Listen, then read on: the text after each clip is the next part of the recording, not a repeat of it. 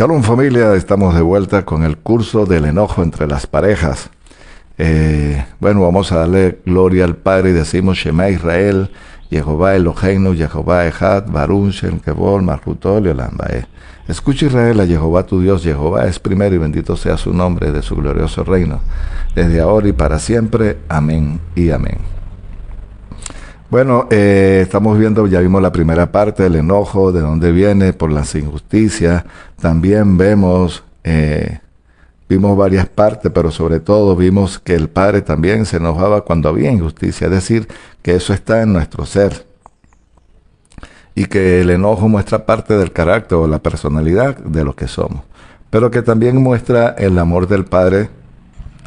Y Él muestra su enojo cuando la gente no hace justicia, pero que también lo vimos a través del Mesías, cuando también se enojó.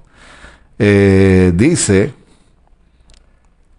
que el enojo, o cuando el enojo puede hacer bien. Mire, cuando estamos en medio de una discusión con nuestro cónyuge o refunfuñando porque nuestra computadora no funciona bien, la pregunta del propósito del Padre con el enojo podría parecer teórica. En realidad, tal vez pensemos que el enojo humano podría ser desagradable para Jehová. Pero creo que el enojo humano ha sido diseñado por el Padre para motivarnos a aprender a acciones constructivas cuando nos agravian o nos enfrentamos a las injusticias. No entendemos esto muy bien. ¿Por qué? Por lo general, nos enojamos cuando las cosas no salen como nosotros queremos. Más adelante hablaremos acerca del enojo válido y no válido. Pero nuestro objetivo es regresar a la pregunta fundamental. ¿Cuál es el propósito del enojo humano? La respuesta es: el enojo ha sido diseñado para motivarnos a acciones positivas cuando nos encontramos ante una injusticia. Creo que el Padre mismo ilustra este hecho. Para nuestro propio bien, la respuesta en cuanto al Padre y el enojo, el Creador, la Torá traza un claro paralelo entre el enojo del Padre, del Creador, y su amor. En la Torá y en los profetas, era típico que el Señor enviara profeta para proclamar a su pueblo su desagrado frente a las malas acciones y obras y llamarlos al arrepentimiento. Si el pueblo se arrepentía y la ira del Padre desaparecería y todo iba bien, sin embargo, si no se arrepentía, el Padre emprendería acciones adicionales. El mensaje del Padre a Jeremías era una clara demostración de esto. Ve y clama estas palabras hacia el norte y di: vuélvete, oh rebelde Israel, dice Jehová, no haré caer mi ira sobre ti, porque misericordioso soy yo, dice Jehová, no guardaré para siempre el enojo. Reconoce pues tu maldad, convertido hijos rebeldes, dice Jehová, porque yo soy vuestro esposo. Israel se ha apartado de la verdad para ir en pos de mentira. El enojo motivó al Padre a enviar a Jeremías para llamar al pueblo al arrepentimiento. Jehová emprendió una acción similar al enviar a Jonás a Nínive. El pueblo de Nínive conocía la reputación del Creador. Cuando Jonás advirtió sobre la destrucción que vendría en 40 días, las Escrituras dicen: y los hombres de Nínive creyeron a Jehová, y proclamaron ayuno, y se vistieron de cilicio desde el mayor hasta el menor de ellos. Pronto el rey declaró: clamen a Jehová fuertemente, y conviértase cada uno de su mal camino. ¿Quién sabe si se volverá y se arrepentirá el Padre, y se apartará del ardor de su ira, y no pereceremos? El pueblo de Nínive sabía que la ira de Dios, de Jehová, siempre era motivada por su amor, así que lo confirman las Escrituras. Y vio Jehová lo que hicieron, que se convirtieron de su mal camino, y se arrepintió del mal que le había dicho que les haría, y no lo hizo. El enojo de Jehová expresó las acciones positivas al declarar a los malhechores toda la maldad que sería castigada a causa de su amor por ellos. Él no podría permitir que la injusticia quedara sin castigo. Sin embargo, cuando el pueblo de Nínive se arrepintió y se apartó de sus malos caminos, Jehová perdonó y tuvo compasión el mal que se había corregido. El enojo del Padre había cumplido su propósito positivo. Algunos estudiosos contemporáneos contemporáneos de la Torá han cuestionado rigurosos autos del juicio del Padre que aplicó sobre su pueblo Israel y a las naciones vecinas. Ellos han interpretado estos hechos a la luz de su deidad vengativa y destructiva. Pero si examinamos los hechos de cerca, descubrimos que cuando Dios aplica unas medidas tan drásticas, era primordialmente por el bien de sus criaturas. La santidad del Creador le impide guardar silencio cuando los hombres están inmersos en la perversión de sus maldades, y su amor siempre procura que la expresión de su enojo sea para sumo bien de la humanidad. ¿Qué hacía enojar a Yeshua? Cuando pasamos al Brit Hadashah y examinamos la vida de Yeshua, encontramos que él también emprendió acciones positivas de amor contra la maldad que había provocado su enojo. Quizá el incidente más conocido sea la experiencia de Yeshua en el templo de Jerusalén, cuando vio a los mercaderes que compraban y vendían bueyes, ovejas y palomas, y les dijo: está escrito, esta, mi casa, casa de oración será llamada, mas vosotros la habéis hecho cueva de ladrones. También al principio de su ministerio, Yeshua había amonestado severamente a los cambistas: no hagáis de las casas de mi padre de mercado. El apóstol Juan relató que Yeshua hizo azote de cuerda y echó a todos los fuera del templo. Esparció las monedas de los cambistas y volcó las mesas. Ahí estaba pasando era lo siguiente. Las tribus que no estaban cercanas se les permitía ir cada 3 años, pero sobre todo en la fiesta del tabernáculo, para llevar las ofrendas por la lejanía. Entonces, sembrar y recoger para ir al templo era agotador para quienes vivían lejos. Entonces, ¿qué diseñó el Padre? Bueno, si está lejos, para que no venga a la fiesta de subimiento durante el año, y como es muy lejos, tomó en cuenta la distancia y le dijo: bueno, vas a venir en la fiesta del tabernáculo. Yeshua se molesta porque las personas que estaban cerca del templo, si una cosa costaba, por decirle, $1, la vendían en 10. Y eso fue lo que provocó la ira de Yeshua. Entonces, eso es lo que estamos viendo, el enojo de Jesús, de Yeshua. Alguien pregunta dónde quedó el espíritu de perdón de Yeshua. Podemos suponer, sin duda alguna, que si hubieran arrepentido, lo habrían perdonado. Pero recordemos que el perdón del Padre siempre se concede como respuesta al arrepentimiento del hombre. Sus acciones le demostró no solamente a los mercaderes, sino también a los líderes religiosos que esas cosas no debían de hacerse en el templo del Padre. De hecho, el Shalía Juan dice entonces: se acordaron de los discípulos que estaba escrito, el celo de tu casa me consume. Eso está en Juan capítulo 2, verso 17. El Salmo 69, del verso 9 también lo dice.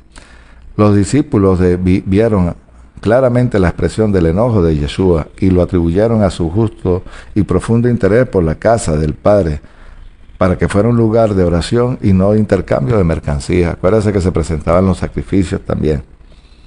Y todo lo concerniente al templo tenía que ver con la cultura del Padre. En otra oportunidad, Yeshua estaba en la sinagoga en el día de reposo, y un hombre que tenía una mano paralizada se le acercó a él. Los fariseos estaban buscando ocasión de acusar al Mesías, Yeshua, por infringir la ley en el día de reposo. Esos son los cercos que tienen la Torá, lo que se le conoce como Takanot, y son 39 preceptos en cuanto a guardar el día de Shabbat. Y Shabbat no significa sábado, aclaro eso también. ¿Y qué más dice? Así que hizo la pregunta: ¿es lícito en los días de reposo hacer el bien o hacer el mal? ¿Salvar la vida o quitarla?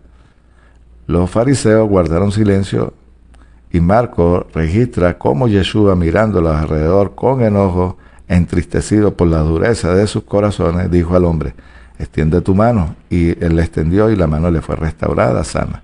El enojo de Yeshua fue provocado por un pensamiento legalista de los fariseos, que ponían las leyes de guardar el día de reposo por encima de ministrarla a la necesidad humana. Su acción consistió en sanar al hombre frente a sus propios ojos y rechazar esa perversa manera de pensar al demostrar gráficamente frente a todo que el ministerio humano es más importante que la observancia de las normas religiosas. De esta manera, queda claro que el modelo divino, la respuesta del Padre al enojo, consiste siempre en emprender acciones de amor, tratar de detener la maldad y redimir al malhechor. Nuestra respuesta ante el agravio y la injusticia, volvamos ahora a la escena humana. Como hemos visto, dado como somos criaturas hechas a imagen del Padre, en cierto nivel contamos con un interés por la rectitud, la equidad y la justicia. Siempre que encontremos con situaciones que nos parecen incorrectas, injustas o indebidas, experimentamos enojo. Creo que en el designio del Padre entonces tiene la función de motivarnos a emprender acciones de amor positiva con el fin de procurar la rectificación del error y donde hay una relación de por medio. La meta consiste en restaurar la relación con el malhechor. El enojo está diseñado para provocarnos a hacer cosas constructivas contra las personas que nos han ofendido. Ni tampoco nos da el derecho a decir o hacer cosas destructivas en contra de nuestro prójimo. El propósito fundamental del enojo es motivarnos a emprender acciones de amor positivas que dejen las cosas mejor que como las encontramos. Ese es parte del propósito, familia, ¿cierto?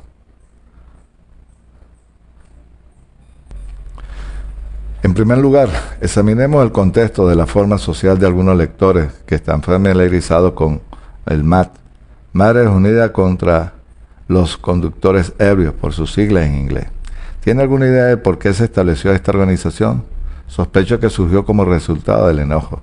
Las madres veían cómo sus hijos e hijas estaban muriendo en las calles a causa de conductores ebrios. Cuando estos conductores iban a juicio recibían una palmada en la muñeca y quizá una pequeña multa, pero volvían a conducir a las calles al día siguiente. Las madres dijeron: esto no está bien. La fundadora Candy Lerner quedó conmocionada cuando un conductor ebrio abalanzó su vehículo sobre Carrie, su hija de 13 años, y la mató. Después de su conmoción y desconsuelo se convirtieron en intenso enojo cuando un juez de California le dio al reincidente conductor ebrio una sentencia insignificante. Ella y otras madres enfurecidas fundaron un poco tiempo dicha organización.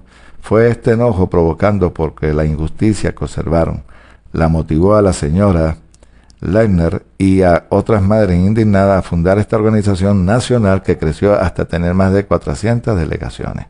Su estrategia consistió inicialmente en turnarse para estar en la Corte de Justicia cuando los acusados de conducir bajo la influencia de alcohol eran enjuiciados. Allí fijaban su mirada en los ojos del juez, los abogados y los conductores ebrios. Su presencia hacía que los jueces lo pensaran bien antes de devolverle la licencia a conducir a uno de estos hombres. También ejercían presión sobre los legisladores estatales para que promulgaran leyes más severas contra la conducción del estado de embriaguez. No es que creo que haga falta decir que en los últimos años el castigo por manejar bajo la influencia de alcohol ha sido más fuerte y que se han cancelado más licencias por conducir en estado de embriaguez que nunca antes. Todo porque algunas madres se enojaron. Esta organización continúa procurando reformas judiciales y legislativas. De una manera similar también se formó el SAT, Estudiantes Unidos contra los Conductores Ebrios, por sus siglas en inglés. Los estudiantes estaban indignados por el daño ocasionado por parte de otros estudiantes que conducían en el estado de embriaguez y comenzaron a decir: no está bien permitir que un compañero conduzca mientras esté bajo la influencia del alcohol. Y estos estudiantes comenzaron a organizarse y comprometieron a designar un conductor sobrio que se ofreciera voluntariamente al llevar al estudiante intoxicado a su casa. Así que emprendieron una acción de amor positiva en respuesta al enojo. Esto no está bien. La abolición de la esclavitud en Inglaterra y norteamericana vino como resultado de muchas personas que se indignaran por las condiciones sociales. Muchos conocían la historia de William Wilberforce, un gran hombre de fe, miembro acalorado del Parlamento Reformador Social. Hace más de 200 años, en 1807, William Wilberforce y Thomas Clarkson persuadieron al gobierno británico para promulgar un decreto en contra de los esclavos, en contra un decreto en contra de la trata de los esclavos. Pero previamente, durante décadas, Wilberforce había emprendido una campaña incansable mediante fervió discurso en el Parlamento en lo que detallaba denuncias del flagelo de la trata de esclavos. Del otro lado del océano, en los Estados Unidos, muchos hombres y mujeres venían de la esclavitud y decían dentro de un corazón, esto no está bien. Años más tarde, el flagelo terminó cuando el presidente Lincoln firmó la proclamación de la emancipación, pero hizo falta personas motivadas por el enojo en contra de la maldad y la injusticia, personas como Harriet Beecher Stowe, la autora de La cabaña del tío Tom, remordieran la conciencia a la nación. Esto se hizo un cumplimiento en el deseo de Jehová, como quedó expresado por medio del profeta Isaías, cuando escogió desatar ligaduras de impiedad y soltar las cargas de opresión y dejar libres a los quebrantados, y que rompáis todo yugo, que apartéis el pan con el hambriento, y los pobres errantes albergues en casa, que cuando veas al desnudo, lo cubras y al necesitado con tu hermano. Esto está en Isaías 58. Esto también trata esta parte con el verso de, y sobre todo el ciclo semita en el año Yobel, jubileo, donde tenía que, en el año séptimo para el séptimo, del sexto para el séptimo, se dejaba libre al esclavo. Pero en el año 49 para el 50, que es el Yobel jubileo, se tenía que devolver tierra, casa y eran perdonadas deudas. Y eso fue lo que hizo Yeshua. Eso fue lo que hizo nuestro Melech. Entonces estamos viendo que el enojo trae consecuencias y que puede tomar acciones hasta legales. Y se han creado fundaciones a raíz de las personas que aquí estamos viendo que conducen bajo el efecto. Pero no solamente tiene que ser bajo el efecto del alcohol, puede ser droga y no necesariamente bajo un estimulante. Lo importante es que usted pueda conocer la raíz del problema, de dónde viene su enojo, y la manera de reaccionar es la que debemos de controlar. ¡Wow! ¡Qué tremendo! Pero ¿cómo funciona esto en la vida cotidiana? Volvamos al caso de Mercedes, a quien conocimos en el capítulo anterior. Ella estaba enojada con sus hijos preescolares debido a lo que percibe como un comportamiento inapropiado. Está enojada con su esposo porque él no proporciona ayuda lo suficiente en la casa. Está enojada consigo misma porque tomó la decisión de quedarse en casa con sus hijos. Y finalmente está enojada con el padre porque, según ella, él le permitió que se metiera en ese enredo. Por el momento no estamos interesados en saber las acciones específicas que debería de emprender Mercedes. Solamente nos preguntamos, ¿qué propósito tiene el enojo de Mercedes? Creo que consiste en motivarla a emprender acciones amorosas positivas para manejar una situación que ella considera injusta, inaceptable, tiránica e inhumana. Ella no debe ignorar su enojo. El enojo es como la luz roja que centellea al tablero del auto y que indica claramente que algo necesita atención de inmediata. El enojo puede ser motivador, poderoso y positivo, que puede servir para movilizarnos a emprender acciones de amor con las cuales buscamos rectificar los errores y corregir injusticia, pero que también puede convertirse en la fuerza impetuosa e incontrolada. La dificultad estriba en que todos estos maravillosos y positivos propósitos del enojo parecen eludirnos cuando nos encontramos en medio del ardor de la ira. En ese momento nos olvidamos de rectificar las cosas y terminamos por empeorar la situación. Esto nos lleva a la siguiente y apremiante pregunta: ¿cómo podemos procesar el enojo de una manera positiva? Dice, el 53% de los británicos habían sido víctimas de maltrato laboral. El 71% sufre de arrebatos cibernéticos por frustraciones de investigaciones en la Internet. Más del 80% han participado en incidentes de ira en la carrera. Más del 50% han salido furiosos de un establecimiento comercial debido a la frustración por el mal servicio. La persona que vuelva con ira siempre aterriza mal. Eso es cierto. Bueno, familia, estamos viendo cómo tratar el enojo, de dónde viene, por las cosas, las injusticias o por un hecho que puede afectar nuestras vidas y aún nuestros seres queridos. Familia, vital e importante, sobre todo en las parejas. Y que eso afecta también a los hijos. ¿Y saben qué? Que esa actitud, ese comportamiento que ambos desarrollan, lo van a desarrollar sus hijos más adelante. Esa es la idea de este curso, que nosotros podamos identificar los problemas que pudimos arrastrar, pero que debemos cortar para poder continuar y no seguir con lo mismo. Esa es la idea del propósito de este curso, que usted pueda aprender a canalizar la ira. Familia, nos vemos la próxima semana. Nos vemos en el curso del enojo entre las parejas. Nos vemos la semana que viene. Ley Raot. Hasta pronto.